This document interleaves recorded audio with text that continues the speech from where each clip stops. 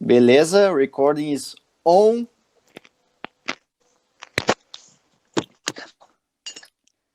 Confirmem para mim, por favor, se vocês estão vendo os slides aí, tudo certinho. Sim. Sim. Beleza, então. Então tá, vamos dar atenção aqui para a aula, espero que a gente consiga realizar. Cara, eu não tô com acesso, na verdade, porque eu tô assim, só explicando para vocês, eu tô com a minha tela do PC em full size aqui mesmo, assim, no slide, e no celular eu não consigo ver a hora. Então vocês me avisem aí quando for quase 7 horas, eu não quero atrapalhar o horário da Raíssa, beleza? Beleza, vou entender isso como um sim. Vamos tocar então. Gurizada, é o seguinte, a aula de hoje ela dá continuidade àquela aula anterior sobre Brasil Colônia. Quem não estava na aula, eu peço para que assista lá no canal do YouTube. É um vídeo de 1h15, eu espero que esse aqui seja mais breve, mas eu não tenho certeza nem se a gente vai conseguir vencer, porque é um conteúdo bem mais denso. Tem muito mais coisa, mesmo resumindo, eu não consegui tirar muita coisa do resumo anterior que eu já tinha feito para o ano passado. Mas beleza, então sem mais delongas, continuamos aqui. Vou repetir, quem tiver dúvida aí, levanta a mãozinha ali, tá ligado? Que eu dou fala. Ou atropela aí de uma vez, mas vai atropelar a gravação, mas é isso aí, tamo junto, valeu. Beleza, tá passando normal os slides aí? Sim. Sim. Tranquilo. Então, beleza. Chegamos então, né? Eu parei, na verdade, a aula anterior nessa questão, né, da chegada da família real aqui no Brasil. Só que eu não falei muito para vocês a respeito de qual seria esse contexto histórico, de por que uma família real portuguesa viria para um país que era uma colônia, né? Será que não tinha um sentimento de negatividade muito grande em relação a isso? Como é que a população de Portugal ia... Enfim, né, não entrei nada nesse contexto, tá? E é desse ponto que a gente vai falar, em especial aqui nesse primeiro tópico, tá? A aula de hoje é dividida em 4 partes, vocês até seguir o mesmo padrão mais ou menos da aula anterior, que eu acho que funcionou muito bem. Beleza, então vamos para o contexto histórico, tá? Coloquei alguns balões ali, mas não dei tanta importância agora, tá? Vamos falar mais do texto mesmo, tá? E é importante lembrar que a gente está aqui falando de contexto histórico, então para quem gosta, né, de novo, para quem gosta de linha do tempo, a gente está aqui na transição da Idade Moderna para a Idade Contemporânea, né? Esses dois marcos, na verdade, né? Dependendo aí da corrente histórica que você pesquisar, né? Tanto a Revolução Francesa quanto a Revolução Industrial são os marcos que vão conduzir aí a nossa linha do tempo a avançar, né? De Idade Moderna para a Idade Contemporânea. Gente, com relação a esses dois tópicos aqui, é de contexto, né? Na verdade, sei lá, um resumo bem breve, que acho que nem cabe, na verdade, a gente falar. Mas a Revolução Francesa foi um processo político que aconteceu na França, né? Obviamente, e ela derrubou a monarquia absolutista da França, né? E aí, até acho que comentei isso na aula anterior. E aí, com isso, muda todo o contexto político da Europa e isso vai passar pro mundo todo, tá ligado? Por isso que é uma transição de eras aqui, é bem importante isso, tá ligado? E a Revolução Industrial é aquela história básica lá que a gente tá acostumado a ter na escola, né, da galera lá na Inglaterra, nas fábricas, né, quando o trabalho passou a ser aquela questão da fábrica e tudo mais, começou a ter aquelas teorias mais relacionadas ao trabalho e tudo mais, então, beleza. É um contexto histórico que ele está relacionado a essa contemporaneidade, vamos dizer assim. Tá? Por isso, então, é uma transição de idades aí. Isso é bem importante para a gente entender isso aqui, mas não precisamos ir a fundo aqui. Beleza. Então, vamos lembrar, né? O Brasil não está numa bolha. Ele está inserido aí nesses contextos aí do mundo. A coroa portuguesa, então, né, ela é um regime absolutista, né, de reis e rainhas, né, e que eles querem continuar dessa forma, assim, né, e eles lutam para isso, a gente vai ver aqui como eles lutam para isso, inclusive aqui no Brasil. Beleza.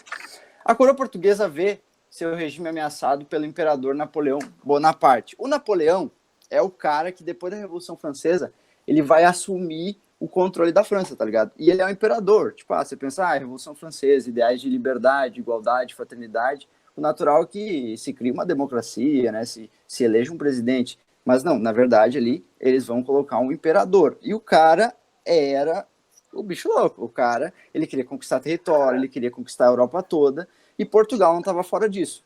Como Portugal, preste atenção, como Portugal era um país que tinha monarquia absolutista, né? Essa monarquia absolutista, em razão da Revolução Francesa, ela estava não estava muito bem vista, vamos dizer assim, e o Napoleão queria dominar tudo. Napoleão encostou lá em Portugal para dominar o território deles, tá? Beleza, primeiro ponto de contexto histórico aí. Napoleão está na cola de Portugal no início aí do século XVIII, ou seja,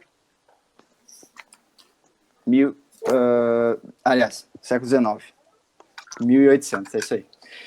Não demora muito para que o rei de Portugal fique sem opções, ou seja, ele não tem por onde fugir, né? O contexto histórico está contra ele e tudo mais. Mas e aí, vai perder o poder? O que ele vai fazer? Então, ele pensa justamente no Brasil, né? Porque para o rei de Portugal, e as pessoas lá falavam disso, né? O Portugal era apenas uma orelhinha de terra em comparação a toda aquela terra que era o Brasil, tá ligado? É só comparar aí a questão geográfica mesmo, né, do Brasil e de Portugal, e ver o que vale mais a pena e o que talvez tivesse aí mais valor num futuro próximo aí, ou em longa distância. Beleza. Então ali coloquei mais 2 balãozinhos ali embaixo, né, independência dos Estados Unidos, que é um bagulho que ocorreu ali em 1776, faz parte desse mesmo contexto histórico, né, e o mundo está respirando aí ideais de liberdade e república nesse momento, né? Então não são mais aceitos, só para deixar frisado, nesse momento não são mais aceitos regimes de reis e rainhas, aqueles absolutistas lá, de princesas lá da Disney e tudo mais, beleza. É isso aí. Gurizada, ficou alguma dúvida aí em relação a esse contexto histórico? É bem básico, na verdade. Não. Beleza, vou tocar aí. Mostrem as caras aí, meu. Quero ver a cara de vocês aqui no bagulho aqui. Olha só, a Ana tá aparecendo. Salve Eu não vou mostrar, não. Mostra aí. Jamais.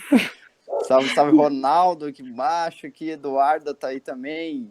Que mais? A Milene tá aqui. Salve aí pra vocês. Beleza, então como é que foi? Como é que aconteceu a fuga da família real aí de Portugal para o Brasil, afinal de contas, né? Então eles foram, né? Eles não tinham opção, eles tinham que fugir ali do Napoleão, eles iam perder as terras e iam perder também, talvez aí até a cabeça, tá ligado? Como foi o caso aí dos reis e rainhas lá da França, na época da Revolução Francesa. Beleza. Então, fugindo às pressas, a corte portuguesa, juntamente com seu ouro, né? Eles levaram navios e navios de ouro, tá ligado? Porque naquela época não tinha banco, tá ligado? Então, tipo, é isso mesmo. E seus súditos embarcaram em um dia chuvoso para terras brasileiras, mesmo sob os diversos protestos da população portuguesa na época. Isso acabou por gerar uma grande crise política em Portugal. E, de fato, imagina, por exemplo, hoje, se o presidente, por exemplo, do Brasil decide, então, que vai governar o Brasil a partir de um outro país. Tipo, por exemplo, vai lá o Bolsonaro. Bom, tinha gente que ia dar graças a Deus, cara, mas tudo bem.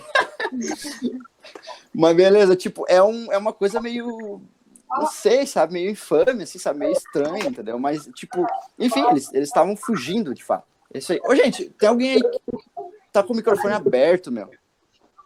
Vou pedir para desligarem os microfones aí, tá?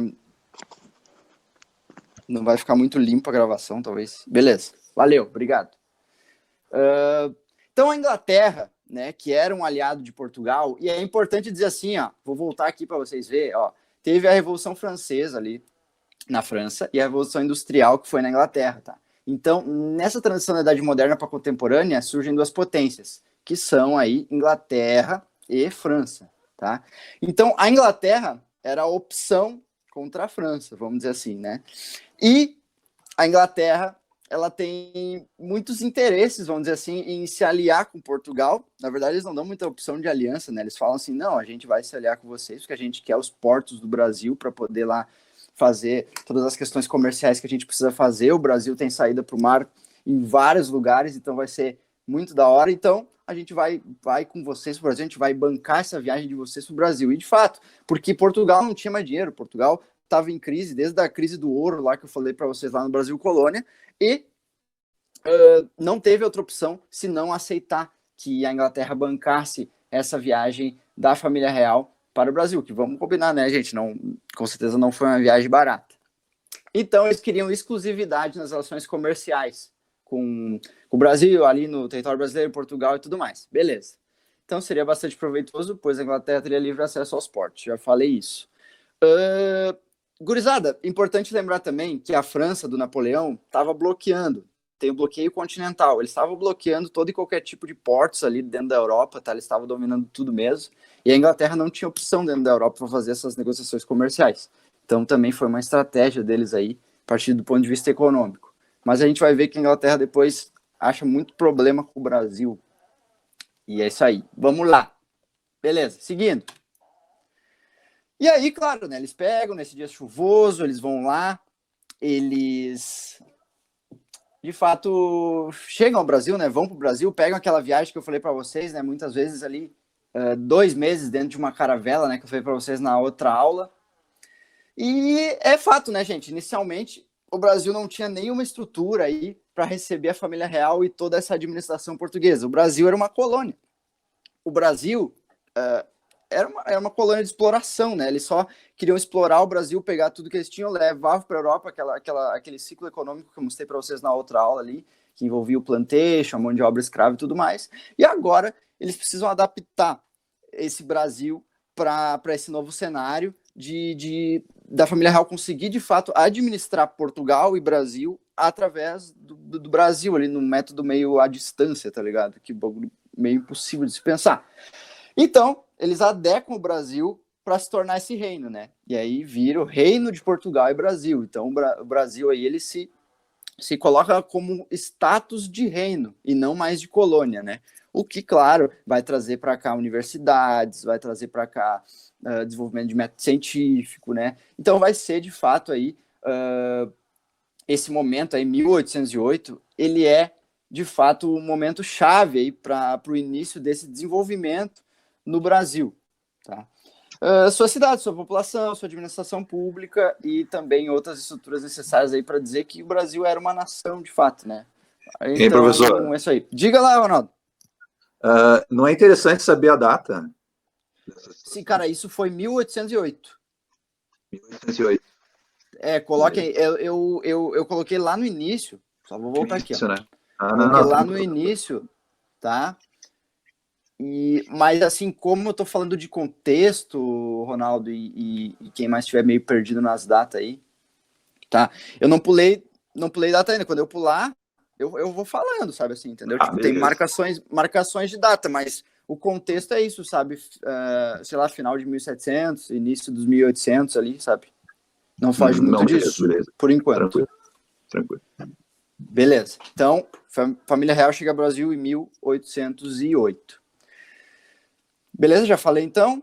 O Brasil melhora a questão de administração pública, outras estruturas e tudo mais, mas claro, né, gente, só para essa adaptação para receber a família real, mais do que para desenvolver o Brasil. Não era que a família real estaria aí preocupada, de fato, com o Brasil. Beleza.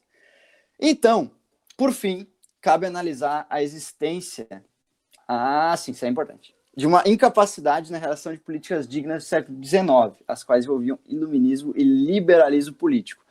A corte portuguesa, apesar de instituir leis que deixavam o Brasil com uma base metropolitana, governava com seu antigo método, um tanto quanto absolutista. Por um lado, surgiu uma elite nas regiões mineradoras, e por outro lado, a situação... Gente, peraí. Isso aqui tá errado. Esqueçam esse slide, eu não sei por que eu botei ele aqui. Eu vou continuar sem slide, tá? Depois eu atualizo e jogo para vocês no Classroom. Beleza. Então, gurizada, é o seguinte, ó. A família real vai chegar no Brasil ali em 1808, né? E aí vai passar a chamar a Reino de Portugal, Brasil e Algarve ali. Beleza, tá? Eles tocam ficha ali até... fica uma crise muito grande.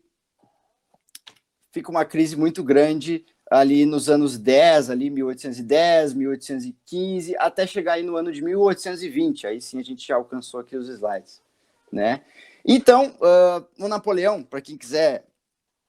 Depois vocês perguntam para o Matheus lá essa questão aí, Napoleão, se eu não me engano, ele veio a falecer aí no ano de 1815, e aí, obviamente, que pelo falecimento dele, ele acaba que para de perseguir as pessoas, né? Não vai perseguir como se fosse um fantasma.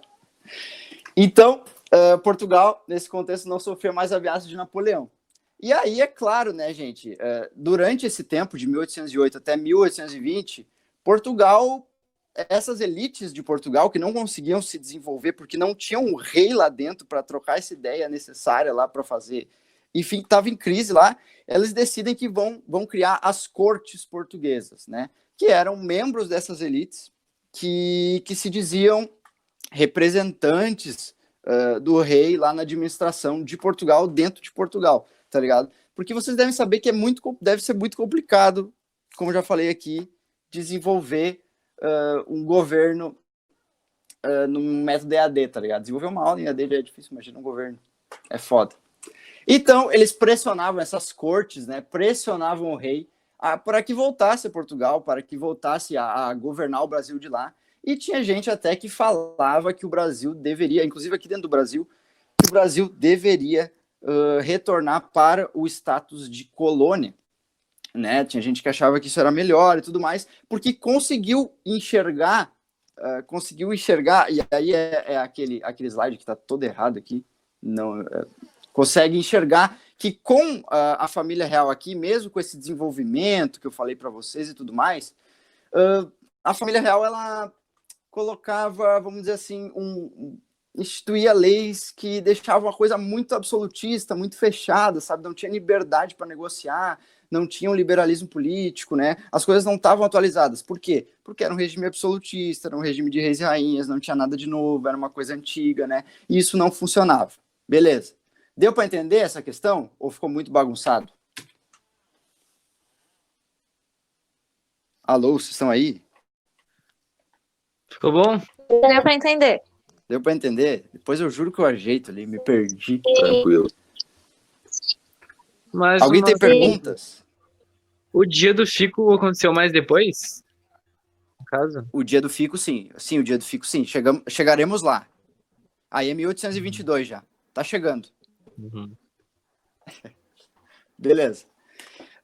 Então, a corte portuguesa, né? Falei para vocês, pede o retorno imediato do Dom João, que é o rei, que é o pai do Dom Pedro I. Dom Pedro I é o que tá na fotinha ali aparecendo ali. Por sua vez, ele não vê opção, né? Ele não sabe por que ele diria não, na verdade, tá? Porque, tipo, o país dele tá chamando ele de volta, o Brasil tá encaminhado, as coisas estão encaminhadas, ele tá vendo que aqui no Brasil há pessoas, políticos, uma elite que tá pressionando o governo, o reinado para mudar um pouco as coisas, tornar as coisas um pouco mais liberais. E aí, então, ele volta. Só que ele deixa o filho dele, o Dom Pedro I, né? E esse sim que mais tarde iria se tornar imperador do Brasil. As cortes, elas não ficam muito satisfeitas. Elas acham que, de fato, o Pedro, ele tinha que voltar. Tinha que voltar junto com o pai, porque logo mais o pai ia morrer, porque de fato morre daqui a pouco mais. E ele teria que governar o Brasil, né? Governar Portugal e não o Brasil, né? Então, mas o rei ele não é burro, na verdade. Ele deixa o filho dele pensando justamente que seria uma boa deixar alguém lá, sabe? Porque é aquela questão, aquela justificativa, né? O Brasil tinha muito potencial de desenvolvimento, muito potencial de exploração. E não era viável Portugal, sem dinheiro nenhum, com dívida com a Inglaterra, deixar que o Brasil fizesse uma independência a partir daquela elite política que estava se formando. Então, o rei, muito estrategicamente, pensa em deixar o filho dele lá para que o filho dele venha se tornar o rei. Só que aí as coisas mudam um pouco. E aí que vem a parte do dia do Fico. Quem é que fala o dia do Fico? Eu. Quem é você? Eu não tô vendo. Eu. Beleza, continuemos. Então chegamos aí na parte da independência do Brasil. Beleza, então só pegando as datas aí novamente, estávamos aí no ano de 1820, passamos 1808, chegada da família real, depois ali passa a década de 10 ali, né, tem toda essa treta aí com Portugal, Revolução dos Portos lá, que que é essa questão das cortes lá em Portugal, e a treta aí entre Dom João e Dom Pedro até chegar em 1820, até chegar em 1822, que é justamente aí o dia do fico, do dia 9 de janeiro de 1922, o Dom Pedro I decide, então, que ficaria no Brasil, né? Então, esse é o dia do fico, de fato, porque era um clamor popular, as pessoas estavam pedindo para ele ficar no Brasil e tudo mais, e ninguém deixava ele em paz, dizendo assim, não, o senhor tem que ficar, porque o senhor representa todo o Brasil, não sei o quê. Então, né, vamos lembrar que Dom Pedro I, nos livros de história, é um herói nacional, né? Então, mas na verdade, né, como eu já falei para vocês no slide anterior, isso é uma estratégia da família real para deixar ali um backup para permanecer no poder, sabe?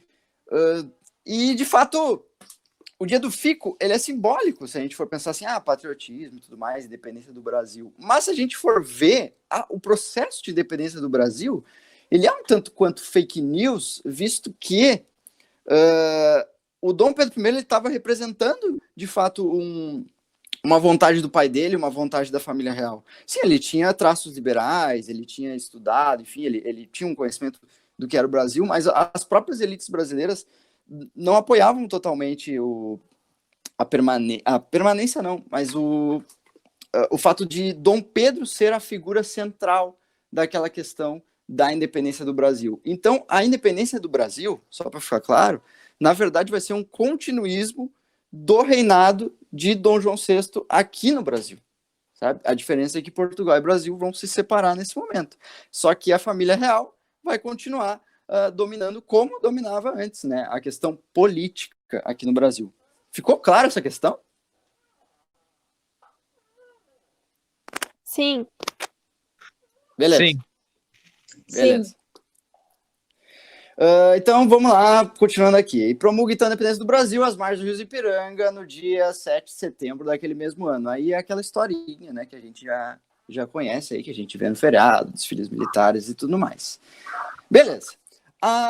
Só lendo, acho que eu já falei isso, há um indício histórico muito forte com relação à estratégia da coroa portuguesa em obter a independência do Brasil. Podemos notar que há nesse processo que não há nesse processo a participação popular ou de um grupo em prol da independência, mas sim no cenário de continuismo político e econômico em relação, eu não consigo ler aqui, em relação à qualidade de reino do Brasil. Então, o Brasil vai passar de reino para império. Beleza. Qual o preço da independência e o que, afinal de contas, é o poder moderador tão importante para a gente entender, de fato, o Brasil império? Beleza. Vocês lembram que a Inglaterra tinha emprestado uma grana para Portugal, né? Então eles estavam devendo, eles não tinham grana, eles não tinham de onde tirar, né? Então, para sair dos baraços de Portugal, né, pro imperador Dom Pedro I conseguir a independência de fato, o Brasil teve que pagar uma multa a Portugal ali no valor ali de 3 milhões de libras esterlinas. E esse dinheiro proveio justamente de um empréstimo da Inglaterra, né? Então, na verdade, o que acontece aí? O Brasil pede dinheiro para a Inglaterra empresta dinheiro para o Brasil paga, nunca vi pagar uma independência, mas tudo bem. O Brasil paga para Portugal e Portugal, então, paga a dívida de volta para a Inglaterra daquela questão da viagem da família real para o Brasil. Então, na verdade, o dinheiro sai da Inglaterra e retorna para a Inglaterra, porque ela é muito esperta e inteligente, ganha com juros aí, parecem uns banqueiros. Beleza. Aí Dom Pedro vira o imperador ali em 1822, né, e tem que promulgar uma constituição, né? O Brasil agora vai virar um estado-nação, né? Não é mais um reino, né? É um império, é uma coisa séria. Agora tá um negócio aqui bonito. Então, a Constituição de 1824, né, consolida o Brasil como estado-nação e é outorgada pelo imperador. Porém, ela fica caracterizada por alguns pontos específicos, como esse poder moderador, como o quarto poder, o regime monárquico, o Estado católico e as eleições censitárias. Bom, só pode votar aqui quem tinha dinheiro, tá? Isso aí, essas eleições censitárias é assim, tipo, quem tinha lá número X de terras era que podia votar. E é só os ricos, tá ligado? É eles para eles aqui, como era naquela questão ali do Brasil colônia, falei para vocês na aula anterior. Beleza. O Estado era católico, né, evidentemente, que era a religião lá de Portugal, né? O regime monárquico, já falei para vocês, e o poder moderador. Poder executivo, isso é bem importante, tem que estar na cabeça de vocês. Nessa Constituição, ficou acertado, então, que existia o poder executivo, o poder legislativo, o poder judiciário e o poder moderador.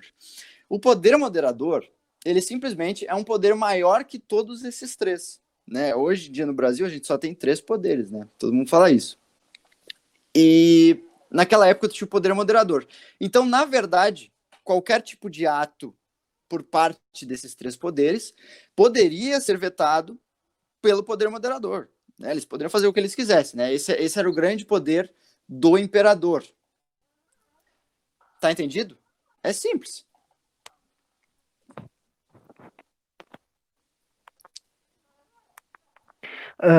Eu quero saber a diferença, assim, básica de reino Já para entendi. império. Essa divisão aí, Cara,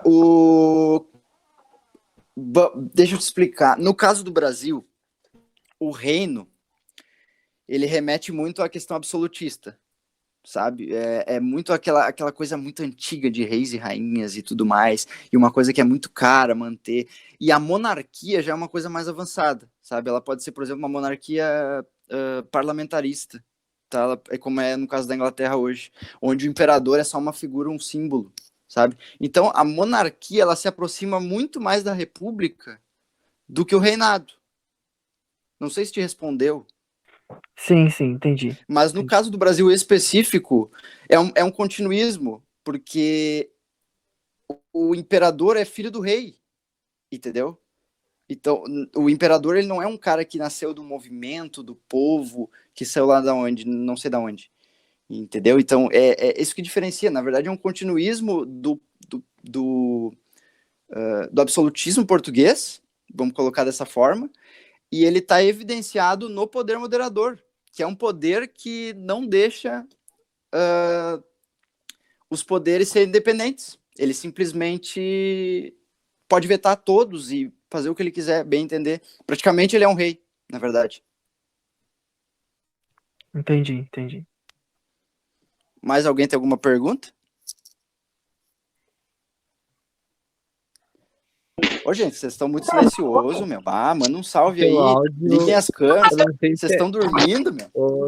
eu não sei se é só pra mim, no caso, mas O o microfone áudio vai ele tá travando bastante. Pera aí, alguém falou alguma coisa atrás? O áudio tá travando. Melhorou agora, gente? O áudio tava travando, pelo menos na hora da explicação sobre reino império, tava travando bastante pra mim. Não sei se Não, pra mim tá normal. Pra mim também tava ok. Pra mim também tá normal. Tá, eu vou manter, então. Eu vou manter. Gente, desliga os microfones, por favor. Eu vou manter assim. E depois aí, se vocês perderam alguma coisa, vocês olham na gravação. A gravação é para ficar bem direitinha. Se algumas pessoas estão ouvindo, geralmente é a conexão, gente. Isso aí acontece mesmo. Então, beleza. Falando então, continuando aqui, falar do poder moderador, né? O poder moderador, Só uma por ser uma coisa... pergunta. Só uma pergunta. Pra onde é que vai esses Diga. vídeos que vocês gravam? A gente bota no canal do YouTube e depois a gente linka no Classroom ali. Eu faço um tópico de aula ali e tal, e vocês dão uma olhada ali. Eu vou jogar bom. os links para vocês. Beleza. Tá, obrigada. Beleza. Esse poder moderador, que eu esqueci o R ali no slide, ele acaba gerando um desgaste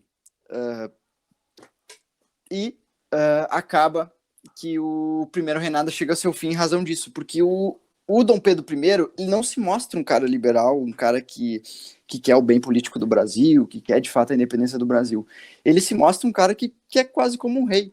E isso as elites políticas começam a não aceitar, sabe? Começam, inclusive, a criticar ele com relação a ele ser português, né? Tem uma questão xenofóbica que acontece. E inclusive, quando eu acho que aí já está no próximo slide, quando ele abdica do trono, em 1831, tem lá a famosa Noite das Garrafadas, que naquela época do Brasil existiam muitos portugueses, muitos brasileiros, né? E eles se pegaram lá de garrafa de vidro, tá ligado? Um dia lá no Rio de Janeiro e não queriam saber, porque tinha esse sentimento assim de que os portugueses que estão dominando, não sei o que, a gente não manda em nada aqui. E aí tu tinha esse desgaste muito forte da figura portuguesa, né? Porque eles não queriam, de fato, eles queriam um governo independente de Portugal, mas que, como o cara era filho do rei de Portugal, não fazia muito sentido, tá ligado? Então, só para deixar clara essa questão aí do continuismo do reino de Portugal dentro do Brasil. Beleza. Com a crise política se agravando em Portugal, eu escrevi errado. Com a morte de Dom João VI, não foi Dom Pedro que morreu. Dom Pedro, ele se força, na verdade, a assumir o trono português. Tá? As pressões para ele voltar ficam muito grandes, né?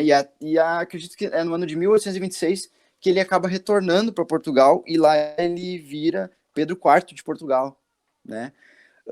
Mas ele não consegue governar os dois países, porque fica inviável para ele, e essas pressões das elites aqui do Brasil, elites políticas, econômicas aqui do Brasil, que existia dois partidos, os liberais e os conservadores, que é um conceito diferente do que a gente tem atualmente, né? Não consegue governar, e aí então ele abdica do trono brasileiro aí no ano de 1831, devido justamente a essas pressões internas, inclusive sobre o fato de ser português, né? Tinha essa questão aí no momento.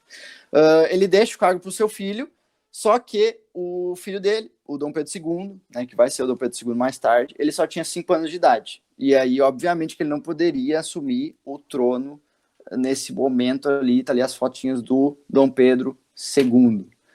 Beleza. Gurizada, só para deixar claro que ficou uma dúvida aí com relação a essa questão aí do Dom Pedro, do Dom João, do Dom Pedro abdicar, da forma como o governo do Dom Pedro I sofreu desgaste em razão do poder do moderador, que era um poder que fazia com que ele praticamente fosse um rei. Tinha um descontentamento popular, então... Teve um descontentamento popular.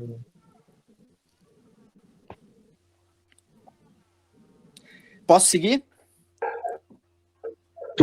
Pode. Pode. Professor, Diga. mas esse descontentamento era da população que nasceu no Brasil? Tem um avião passando. Tá. Sim, da população, principalmente da população que nasceu no Brasil. Eles não enxergavam na figura do Dom Pedro I um cara que representava de fato o Brasil. Tá? No caso, Dom Pedro tinha apoio só do pessoal que era de Portugal. Não, ele até tinha uns apoios das elites aqui brasileiras. Não vou te dizer isso aí, entendeu? Que não tinha. Mas a grande maioria é por isso, entendeu? O desgaste maior, isso aí vai ser usado como desculpa, na verdade. Né? Isso aí vai ser uma coisa de clamor popular, assim, as pessoas vão levar isso no sangue. Mas o desgaste, na verdade, é porque o Dom Pedro I usava o poder moderador para controlar tudo. Ele não deixava que a monarquia fosse, de fato, parlamentarista, né? Que as pessoas tinham, enfim, liberdade política e tudo mais, né? Ele controlava tudo ali na mão de ferro mesmo. Essa é a questão. Tá parecendo algum presidente. Eu não queria comparar, Ronaldo, mas já que tu trouxe aí, né? Cada um tira suas próprias conclusões. Pois é. Mas beleza. Posso seguir? Quem é que tinha perguntado? Eu respondi? Sim. Sim. Beleza. Vamos, então, para o período regencial. Né? Então, na verdade, aqui, esse slide era para estar anterior. Eu acho, sei lá, que eu fiz aqui. Mas já estamos na parte 3 aí, que fala do período regencial, que é esse período aí de 1831 a 1840. Só falando a respeito disso aqui, né? O Dom Pedro I vai abdicar do trono no ano de 1831, né? Ele vai abandonar aí como imperador do Brasil, vai deixar para o seu filho, por pressões políticas mesmo. O seu filho não poderia assumir, logo quem assume vai ser as regências, a regência trina, que teria um representante dos liberais, um representante dos conservadores e um representante militar, tá? Por isso a regência trina, tá? Beleza? Então eles vão governar o Brasil.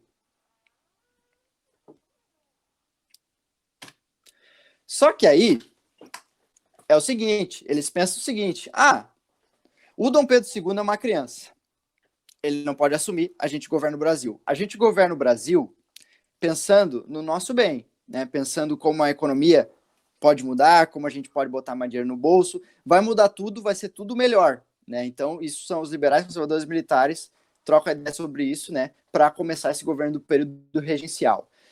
Acaba que, na realidade, dá tudo muito errado. Na realidade, esses 9 anos de governo de período regencial fica uma puxação de tapete, golpe dentro de golpe, sabe, entre liberais e conservadores, né? Os militares se dividem entre esses dois grupos.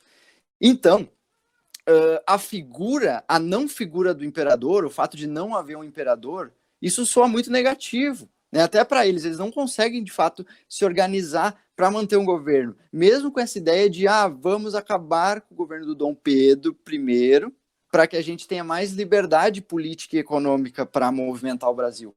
Isso não acontece. Na verdade, eles não conseguem se acertar em nenhum momento ali. E isso acaba que culmina e que termina em diversas revoltas, tá?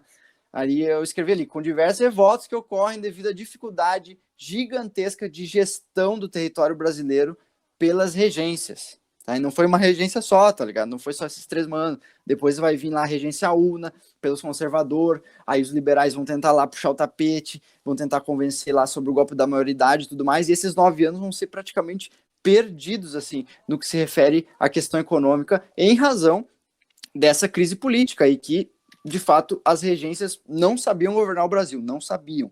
Um dos exemplos dessas revoltas, só para deixar claro, eu vou fazer uma aula especial sobre as revoltas, tá?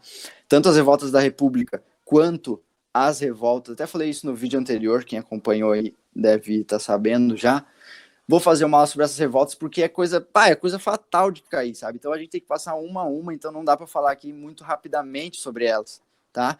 Mas a gente pode ter um exemplo, que é a revolta aí de 1835, que é a Revolução Farroupilha, que todo mundo deve conhecer, pelo menos de nome, assim, entendeu? Porque tem o 20 de setembro e tal, geralmente é uma parada que nós gaúchos temos muito orgulho aí dessa questão, e é justamente nesse período do governo regencial, das regências, né? Que as elites aqui, como vocês sabem, as elites aqui se revoltam aí em razão da alta taxação de impostos sobre o charque e tudo mais, se revoltam contra o governo imperial e começam essa revolta, né, essa guerra que vai durar aí 10 anos até o ano de 1845. Alguém queria falar alguma coisa? Eu acho que é o Gregory. Eu queria perguntar se nesse período foi as elites que governavam, digamos, diretamente mesmo o Brasil, porque tu falou ali liberais, conservadores, militares, assim, eles são parte da elite, digamos assim, que governava o Brasil? Na verdade, a gente está falando aqui somente de elite, tá? Povão mesmo não participava da política nessa época, tá ligado? Tipo, não tinha chance nenhuma. Então, é exclusivamente elite. Então, esses liberais e conservadores, eles eram exclusivamente da elite. Então, sim, a elite governava. De fato, eles conseguiram... Tipo assim, aqui no Rio Grande do Sul tinha a elite do charque, que não queria pagar altíssimos impostos para o governo federal, digamos assim, né? Existe, digamos, conflitos entre as próprias elites, então, tipo, a elite pecuária do Rio Grande do Sul e a elite federalista do Brasil ali, digamos assim. Com certeza, não tenho dúvida disso. Na verdade, as elites, elas achavam que ia ser tudo mil maravilhas, como eu falei, mas na verdade acaba que vira uma grande loucura aí, entendeu? Porque eles ficam puxando um tapetinho do outro, é isso. Foi conflito de interesses entre as elites, então, essas revoltas todas. Assim. Dá para dizer que sim, né? Tem um lado Tu não teve certo só da movimentos, história. é que na verdade aqui, ó, por exemplo, a revolta dos malês ali, que tá no desenho ali, foi um movimento de escravos, sabe? Que eles se baseavam na Revolução do Haiti e tal. Então, tipo, tu tem um contexto diferente. Mas, na essência, as revoltas são porque o governo federal, ele não consegue... Ele precisa de grana, então ele aumenta imposto e tal, tipo, ele não consegue governar, sabe? Ele não consegue dialogar com nenhuma elite. Não é nem que ele tem conflito, é que ele não consegue dialogar, ele não consegue operar. Ele é bem complexo, é muito complexo, sabe? Não apareceu Canudos aí. Canudos é dessa época também? Não, cara, Canudos ali vai ser da Revoltas da República daí. Da República mesmo, mais Isso, posterior. isso. Tá? Isso. Entendi. Mas a gente, na aula, a gente vai diferenciar bem e vai conseguir definir, beleza? Beleza. Gabriel, Diga. tipo, qual é o motivo da gente ter orgulho da Guerra dos Farrapos? Cara, O Brasil perdeu, né? Quer dizer, o Rio Grande do Sul perdeu, no caso da guerra. Teria muito orgulho. é uma discussão longa, né, sabe? É até meio cansativa, mas na verdade, assim, cada um... se a gente for olhar todos os pontos históricos, assim, principalmente da construção da história do Brasil, a gente... Só um minutinho, me dê um minutinho, por favor.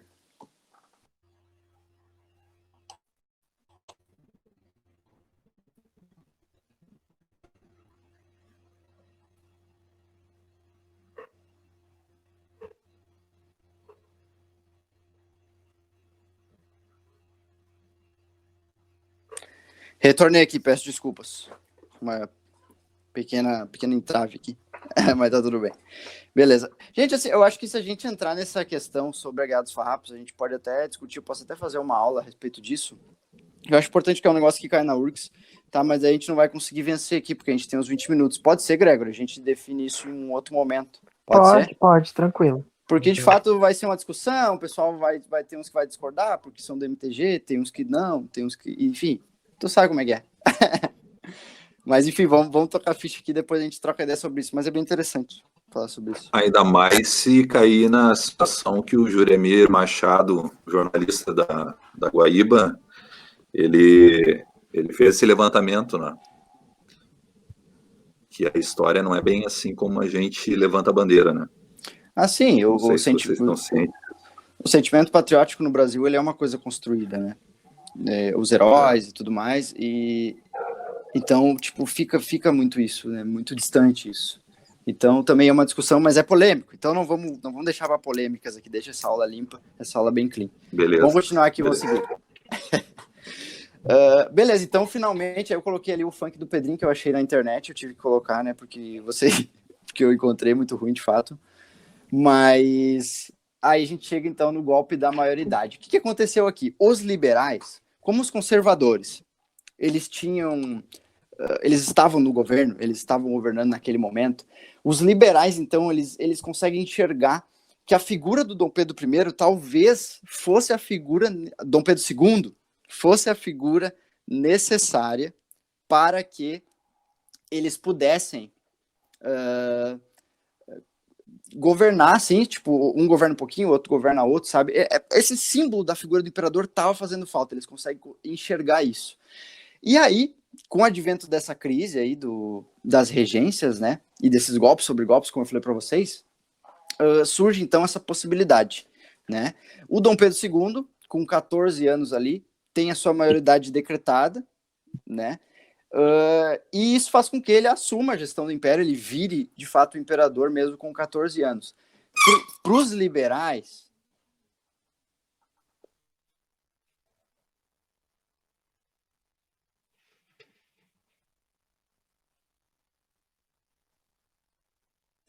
desculpa, gente, caiu tudo aqui. Vocês estão me ouvindo? Agora sim. Sim, agora sim, agora Tá. sim. Beleza, não sei o que aconteceu aqui, mas beleza. Seguinte, só retomando aqui então. Dom Pedro II, então, tem sua maioridade decretada e, com 14 anos, vira, então, o segundo imperador do Brasil. Evidente que os liberais, evidente que os liberais, eles...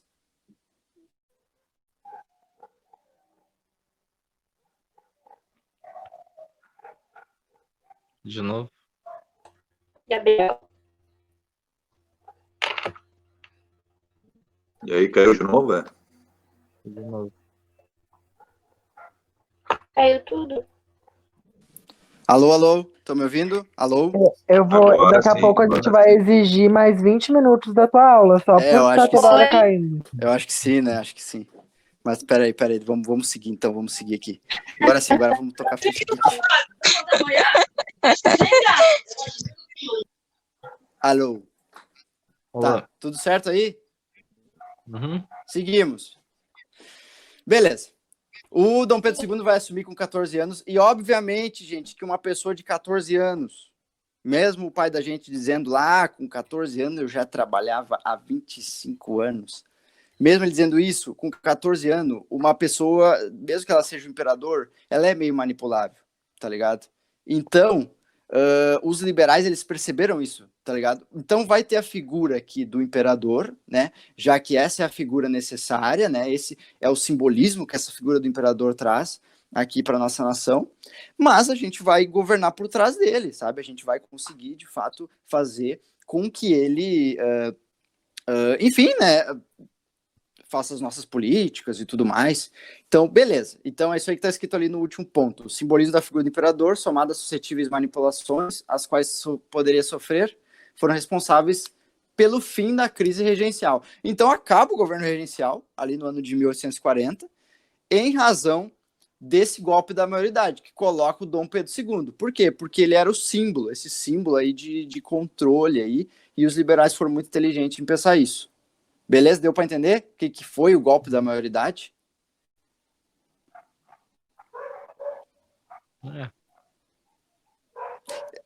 Qual a tua dúvida, irmão? Tipo, eles queriam que o Dom Pedro II governasse para eles, digamos assim. Exatamente. É isso. É isso, é isso. O golpe, no caso, seria os liberais ali entenderem que o Dom Pedro não tinha capacidade de governar ali. É o golpe.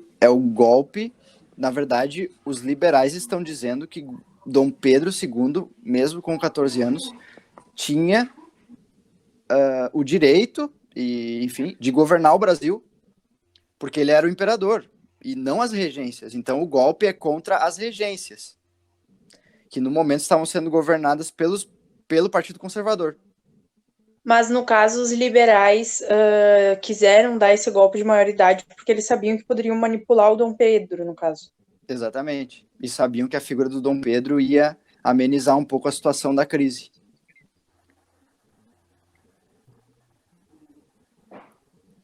Tá ok? O Brasil meio que sempre esteve em crise, então. Tipo, É recorrente. A nossa história, ela é assim, É feia. crise após Crise, né? crise, após crise, após crise. E é só incrível. o café ali, o café. E só o povo que se ferra, na verdade, né, meu? Essas elites nunca se ferram. É esse que é ponto. Já Ele vê. sempre no poder. Constante Pois crise é. desde 1500 em crise, tá ligado? Mas isso aí não pode falar muito. Vão chamar vocês de comunistas se vocês falarem isso na rua. Triste. Se me chamarem, vão estar certo. Beleza, gurizada. Vamos então para a última parte. Deixa eu olhar aqui que horas são. Temos 10 minutos aqui. Acredito que a Raíssa vai entrar aí no horário certo. Então a gente vai fazer os apontamentos sobre o segundo reinado. Obviamente que depois de 1840 entra o Dom Pedro II e aí é o segundo reinado, tá? Recapitulando aqui, primeiro reinado é o Dom Pedro I, segundo reinado é o Dom Pedro II. Dentre esses momentos, tem 9 anos ali do período regencial. Beleza, seguimos. Então, a figura do Dom Pedro, né, essa figura apaziguadora, ela de fato, apesar de iniciar o Dom Pedro do lado dos liberais ali, né, naquele jeito meio manipulado, como ele tinha 14 anos, com o tempo, né, de fato, a figura do Dom Pedro, ela resolve os conflitos, né? Porque ele fazia, e daí tem as imagens ali, as charges que circulavam na época ali, vocês estão vendo nos slides, onde o Dom Pedro é a figura central do regime, enquanto que os partidos ficam ali, ele fica ali, né, segurando para eles não entrar em conflito, né, e ao mesmo tempo distribuindo, cargo tal para ti, né. Então, na verdade, seria mais ou menos aí o que o Bolsonaro chama hoje de toma lá da cá, tá ligado? Então, meio que ele ficava como sendo essa figura para conseguir resolver os conflitos ali entre os liberais e conservadores, que de fato eram os partidos que controlavam politicamente o Brasil na época, né? E isso, claro, vai se refletir na economia, de fato. E aí eles criam um sistema parlamentarista, né? Que é conhecido como parlamentarismo às avessas. Mas por que parlamentarismo às avessas? Por que não é parlamentarismo normal, né? Porque no parlamentarismo inglês, não sei se vocês sabem disso, né, as pessoas ali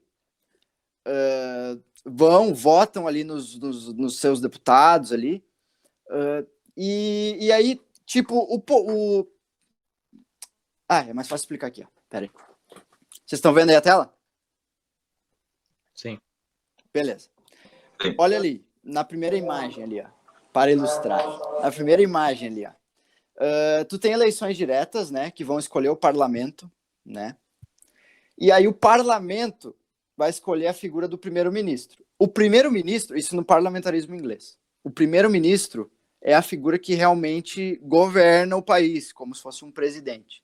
Enquanto que o rei é só uma figura simbólica, né?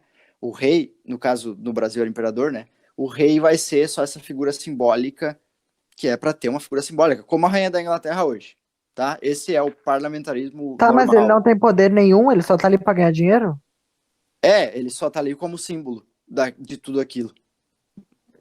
Nossa. É isso. Basicamente é a mesma coisa que a República.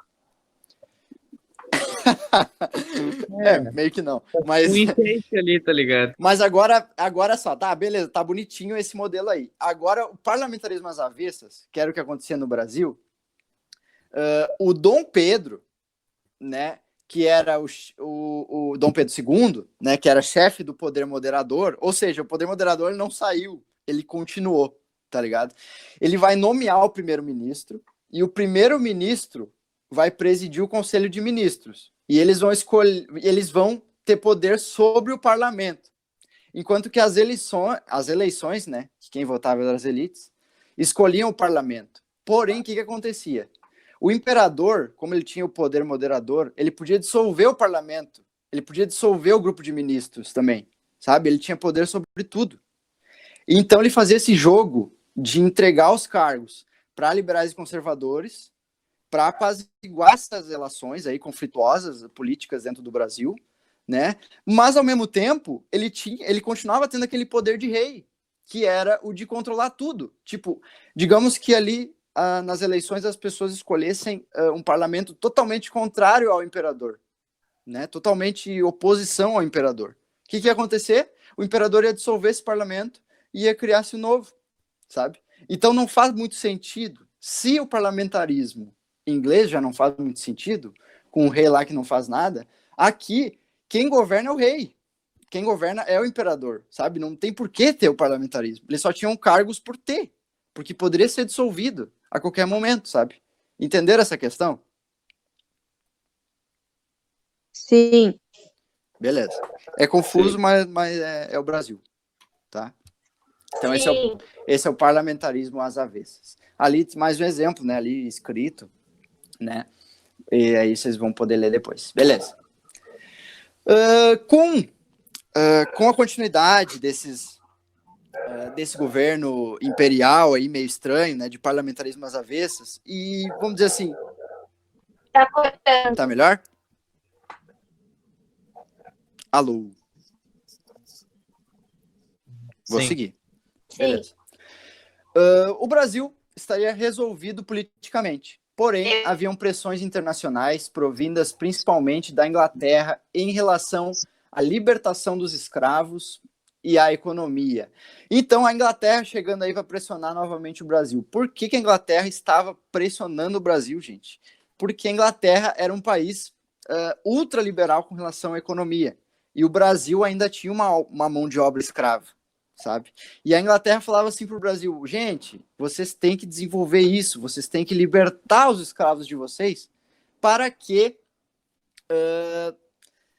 eles consumam, para que eles trabalhem, ganhem uma grana e consigam consumir, porque só através do consumo é que a economia no mundo capitalista aflora, sabe? E o Brasil estava muito atrasado, o Brasil vivia o império, com mão de obra escrava e tudo mais. Então, por isso, não porque a Inglaterra era bonzinha, mas por isso a Inglaterra pressionava politicamente, economicamente o Brasil, né? Era uma pressão externa que a Inglaterra fazia ali com relação ao Brasil e essa libertação dos escravos. E, de fato, né, o Brasil vai libertar os escravos somente em 1888, um ano antes do Império cair, né?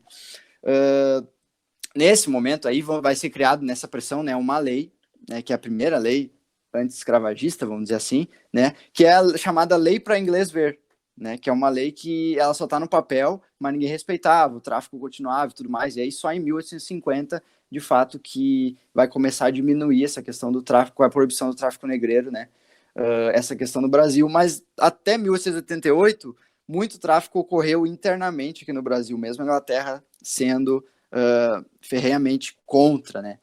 A Inglaterra meio que mandava no Brasil na época, vamos dizer assim, por causa dessa grana aí que eles emprestaram e tudo mais. Beleza. O governo de Dom Pedro entra em colapso na segunda metade do século XIX, né? Principalmente quando entra em jogo a Guerra do Paraguai. Só falando aqui, ó, juro que eu falo aqui mais da Guerra do Paraguai, porque é muito importante, inclusive recomendo Netflix, guerras.doc, se eu não me engano, guerrasdobrasil.doc, que tem um episódio sobre a Guerra do Paraguai muito interessante, tá? A Guerra do Paraguai é a guerra mais sangrenta que existe na América Latina. É Brasil, Argentina e Uruguai contra Paraguai. Ela foi responsável por aniquilar 75% da população paraguaia, sabe? O Solano Lopes, que é um cara que tá ali na fotinha ali, vocês estão vendo, era um ditador paraguaio que mandava todo mundo pro fronte, sabe? Tipo, mandava criança, mandava velho, não sei o quê, mandava mulher, entendeu? Era uma coisa terrível mesmo, sabe? Ele treinava a população para ser, de fato, soldados, né? Isso é muito louco. E aí, nesse momento ali, por uma questão de território ali, na região ali do Paraguai, do Uruguai e tudo mais, o Brasil declara guerra aí contra o Paraguai. O grande problema é que a gente tinha aqui um imperador, que era o Dom Pedro II, e ele mostra, eu acho que até tá aqui, não tá. Ele mostra o seu lado, digamos assim, mal mesmo, assim, de ser um imperador como ele é, sabe? Ele não era um presidente da república, não era um cara diplomático e tudo mais. Então ele fala, em diversos momentos, o Paraguai, ele tá para cair, não sei o que, ele fala assim, não, a gente vai até o fim, a gente vai matar esse cara aí, porque esse cara aí é um insolente, esse cara aí... Então ele mostra para essas elites do Brasil na época, o quanto ele ainda tinha essa mentalidade absolutista, essa mentalidade dos reis e rainhas de conquistar territórios, de ir até o fim, não importa como, né? Ele tinha essa mentalidade lá da família real ainda, tá ligado? Lá da época que o Brasil era reino. Então, só para vocês verem que a continuidade, ela permanece, porque o Dom Pedro II, ele já era um cara super liberal em relação ao rei Dom João. Diga lá. É 7 horas. Beleza. Eu acho que a Raíssa tá aí. E eu que tentando enfiar o celular. Eu vou tocar até ela entrar na sala, pode ser? Já vai terminar. Pode. Beleza. Então a Guerra do Paraguai desgasta muito politicamente o governo imperial, né? O governo do Dom Pedro II. Beleza. Por favor, desliguem os microfones, gente. Agradeço. Então tá, o governo imperial, liderado pelo Dom Pedro II, não vê saída a não ser negociar a abertura do regime, né? Eles vão estar muito enfraquecidos. Podemos destacar nesse contexto as leis abolicionistas e a tentativa de adaptação da monarquia aos moldes republicanos, inclusive né, foi cogitado na época a hipótese de Dom Pedro II se lançar como um possível candidato a presidente lá numa possível república que o Brasil fosse a ter, sabe? Tanto era que eles estavam vendo que a monarquia não poderia mais permanecer, não poderia entrar no século XX o Brasil com a monarquia, sabe? Não era mais viável economicamente, né? As pressões externas eram muito grandes por parte da Inglaterra e tudo mais, né? Mas isso tudo não funcionou. Inclusive uma charge da época ali, vocês estão vendo ali, né, era do Dom Pedro, que o Dom Pedro não fazia nada, ele só dormia, né? Ele tinha uma doença do sono. E aí o pessoal ficava zoando ele por causa disso, né? Beleza. Então, a monarquia, ela se mostrava cada vez mais um regime retrógrado e que não condizia com os interesses econômicos aí do final do século XIX. Interesses capitalistas, interesses aí econômicos, liberais, vamos lembrar, né? Portanto, no ano de 1889, a família real deixa o Brasil, não tem nada assim de cortar pescoço de rei e rainha, ele simplesmente volta a Portugal. Inclusive, o Dom Pedro II é um cara super apático quanto a isso, né? Tem gente que fala, inclusive, que ele tinha depressão e tudo mais, que no momento em que ele foi deposto, ele não faz nada, tipo, simplesmente não tem guerra, tipo, o cara era um imperador, não tem guerra, ele fala, tipo, se me querem longe, eu vou sair e tudo bem, né? Então, ele não demonstra nenhum tipo de resistência. Assim, então, aí já é aula de república, né? Aí vai ser proclamado a república ali no ano de 1889 e nos últimos anos de governo aí, né? Se vocês lembrar, quem assinou a Lei Áurea foi a Princesa Isabel. Então, na verdade, ele já nem estava respondendo ali pelo governo propriamente dito. Então é isso, pessoal. Acho que só tem os momentos-chave aqui que eu coloquei, tá? Então é isso. Eu vou recapitular os momentos-chave e vocês me dizem se ficou alguma dúvida relacionada a esses 4 pontos principais aqui, que é, número 1, chegada da família real aí no ano de 1808, né? É quando começa de fato o império, porque não há nenhuma diferença entre reino e império no Brasil. Só tem o processo de independência, né? Eu falo só, um processo de independência, tu fala só, mas de fato é um continuismo ali entre o reinado do Dom João e o império do Dom Pedro I, né? Acaba que tem uma grande crise, né? Questões políticas e econômicas aí do primeiro reinado, né? Uma grande crise ali no ano de 1831. Dom Pedro I cai, ele tem que retornar a Portugal, não consegue governar os dois países aí, e aí a gente entra num período regencial bastante conturbado, onde as regências querem governar o Brasil com mais liberdade, mais ideais de liberdade, mais liberalismo político mesmo, não conseguem, é uma crise danada, tanto política quanto econômica, isso não deixa as elites felizes, acaba que tem muitas e muitas revoltas nesse curto período aí de 9 anos da história do Brasil. E aí, a figura do Dom Pedro, no ano de 1840, através do golpe da maioridade, vai entrar, vai se desgastar em razão da Guerra do Paraguai, em razão desse modelo absolutista de se governar, mesmo quase no século XX, e, eventualmente, aí vai ter a queda do Império Brasileiro no ano de 1889. É assim que termina essa triste história do Império Brasileiro, né? E ali a bandeira da monarquia, que hoje, inclusive nos últimos protestos aí em prol do Bolsonaro, eu vi uma dessas bandeiras aí da monarquia. O pessoal talvez queira que a monarquia volte, não entendi, não acho que vale muito a pena. Gente, é isso. Ficou alguma dúvida aí? A Raíssa já entrou? Se ela não entrou, vou chamar ela aqui no WhatsApp aqui, vou ver o que ela está fazendo. Não. Tudo certo. Raíssa está aqui. Oi? A Raíssa tá aqui sim. Beleza. Então, um beijo, Rai. Eu vou deixar gravando aqui no meu computador.